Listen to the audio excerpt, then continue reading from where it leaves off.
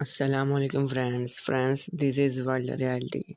محمد صلی اللہ علیہ وسلم کے معنی ہیں ہر لحاظ سے قابل تعریف، وہ جسے سب پسند کریں، سب اچھا کہیں۔ ولادت کے 7ویں دن ابو المطلب نے اونٹ ذبح کرایا اور قریش کی دعوت کی۔ لوگ کھانے سے فارغ ہو گئے تو کسی نے پوچھا، ابو المطلب، کیا وجہ ہے کہ آپ نے پوتے کا نام محمد رکھا، خاندانی نام کیوں نہ رکھا؟ ابو المطلب نے جواب دیا، میں نے چاہا کہ آسمان پر بھی اس کی تعریف ہو اور زمین پر بھی، خالق کو بھی وہ پیارا ہو اور خلقت کو بھی۔ قریش میں اونچے گھرانوں کی عورتیں اپنے بچوں کو دودھ نہیں پلاتی تھیں۔ دیہاتوں سے دائیوں کی ٹولیاں آتیں، وہ بچوں کو اپنے یہاں لے جاتیں، ان کو دودھ پلاتی، ان کی پرورش کرتی، پھر جب وہ بڑے ہو جاتے تو واپس کر جاتیں۔ اس سے بچے خوب تندرست رہتے اور فصیح عربی بھی سیکھ لیتے۔ مگر دائیوں کے آنے کے موسم متعین تھے۔ آپ صلی اللہ علیہ وسلم کی ولادت ہوئی تو اس وقت کوئی دائی نہ ملی۔ عبداللہ کا بھائی تھا ابو لہب، اس کی ایک باندی تھی۔ 2-3 دن تک آپ صلی اللہ علیہ وسلم کی والدہ آمنہ نے دودھ پلایا، پھر اس کے بعد ابو لہب کی باندی کے پاس آپ صلی اللہ علیہ وسلم دودھ پیتے رہے۔ اس کے بعد دائیاں بچے تلاش کرنے لگیں، وہ گھروں میں جاتی، ماؤں کو اپنی خدمات پیش کرتی، مائیں جس کو پسند کرتی اپنا بچہ اس کے حوالے کر دیں۔ ساری ماؤں نے دائیاں چن لیں اور ساری دائیوں کی گودیں بھر گئیں، ہاں صرف ایک دائی رہ گئی۔ اس کو کسی نے نہ پوچھا، اس لیے کہ ذرا کمزور تھی، مفلسی کا بھی شکار تھی۔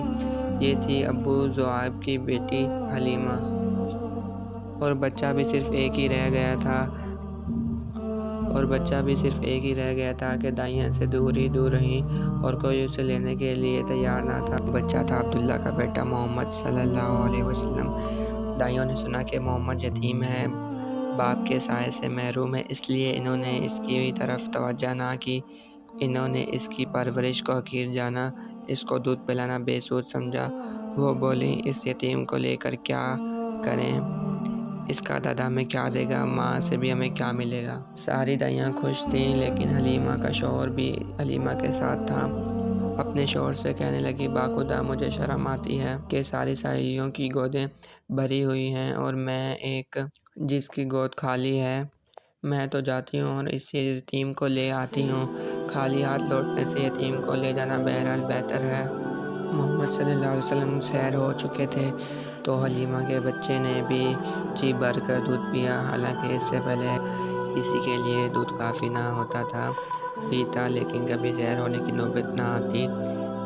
حلیمہ کی ایک اونٹنی بھی تھی، دبلی پتلی کمزور سی تھی۔ شوہر جب اونٹنی کے پاس گیا، وہ تھن جو ہمیشہ سوکھا رہتا تھا آج بالکل بھرا ہوا تھا اور دودھ خود بخود ٹپک رہا تھا۔ شوہر نے خود بھی پیا اور بیوی کو بھی پلایا۔ پھر صبح ہوئی تو شوہر بولا، حلیمہ کیا خیال ہے، باخدا بہت ہی مبارک بچہ پا گئی تم۔ حلیمہ بولی، باخدا میرا بھی یہی خیال ہے۔ اب حلیمہ کے یہاں برکتوں کی بارش ہونے لگی، ہر چیز میں برکت ظاہر ہو رہی تھی۔ جانور بھی موٹے ہو گئے، دودھ سے تھن پھول آئے، ہر طرف برکت ہی برکت تھی۔ رفتہ رفتہ 2 سال گزر گئے۔ آمنہ کا لال حلیمہ کا دودھ پیتا۔ حلیمہ کی ایک بیٹی تھی، جس کا نام شیمہ تھا۔ جسم تیزی سے بڑھا، ہاتھ پیر میں طاقت آ گئی اور بچہ خوب تندرست ہو گیا۔ شیر خواری کے دن پورے ہو گئے، اب وقت آیا کہ بچہ پھر ماں کی گود میں جائے اور اس کے گھر کی رونق بنے۔ لیکن کیا حلیمہ اس بچے کو جدا کر دیں گی؟ تمنا تھی کہ کچھ دن بچہ اور ساتھ رہے۔ وہ بچے کو لے کر ماں کی گھر کی طرف چلیں اور کہنے لگیں، مجھے اندیشہ ہے کہ بچہ ابھی سے مکہ میں رہ گیا تو کہیں یہاں کی آب و ہوا اسے نقصان نہ پہنچائے، کیوں نہ آپ اسے کچھ دن ہمارے یہاں اور رہنے دیں، ذرا اور بڑا ہو جائے اور پھر واپس آ جائے گا۔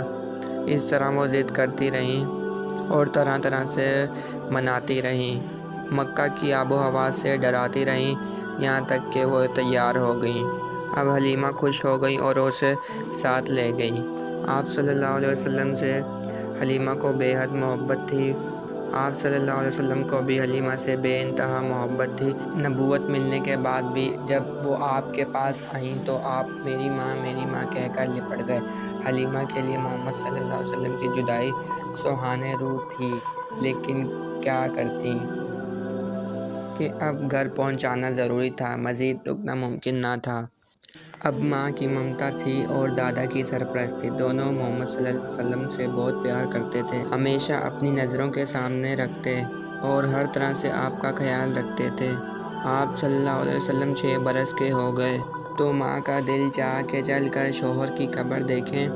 چنانچہ وہ مدینہ کے لیے روانہ ہو گئیں اور محمد صلی اللہ علیہ وسلم کو بھی ساتھ لے گئیں، اور شوہر کی ایک باندی تھی ایمن، وہ بھی سفر میں ساتھ تھیں۔ بی بی آمنہ مدینہ پہنچی تو پیارے بیٹے کو وہ گھر دکھایا جہاں اس کے پیارے باپ نے وفات پائی تھی، وہ جگہ بھی دکھائی جہاں وہ ہمیشہ کی نیند سو رہے تھے۔ آج پہلا دن تھا کہ اس معصوم بچے نے یتیمی کا مفہوم سمجھا۔ آج پہلا موقع تھا کہ اس کے دل پر رنج و غم کا عکس پڑا۔ وہاں 1 مہینہ گزار کر بی بی آمنہ نے گھر لوٹنے کا ارادہ کیا اور آپ صلی اللہ علیہ وسلم کو لے کر مکہ کے لیے روانہ ہو گئیں۔ شوہر کی طرح بی بی آمنہ بھی بیمار پڑ گئیں اور راستے میں ہی وفات پا گئیں۔ آپ صلی اللہ علیہ وسلم یتیم تھے۔ اللہ آپ کا ولی و کارساز ہے اے محمد صلی اللہ علیہ وسلم۔ آپ یتیم تھے، باپ کے سائے سے محروم تھے۔ ابھی اس یتیمی کا شعور ہوا ہی تھا کہ ماں بھی چھوڑ کر چلی گئیں۔ اب آپ صلی اللہ علیہ وسلم تنہا رہ گئے، ماں ساتھ تھیں، تب بھی آپ کو یتیمی کا ملال تھا۔ بھلا دل پر کیا بیتی ہوگی جب کہ یہ سہارا بھی ٹوٹ گیا۔ ایمن نے آپ صلی اللہ علیہ وسلم کو اپنی حفاظت میں لے لیا اور بڑے پیار سے گھر لائیں۔ مکہ پہنچے تو آپ صلی اللہ علیہ وسلم بلک بلک کر رو رہے تھے۔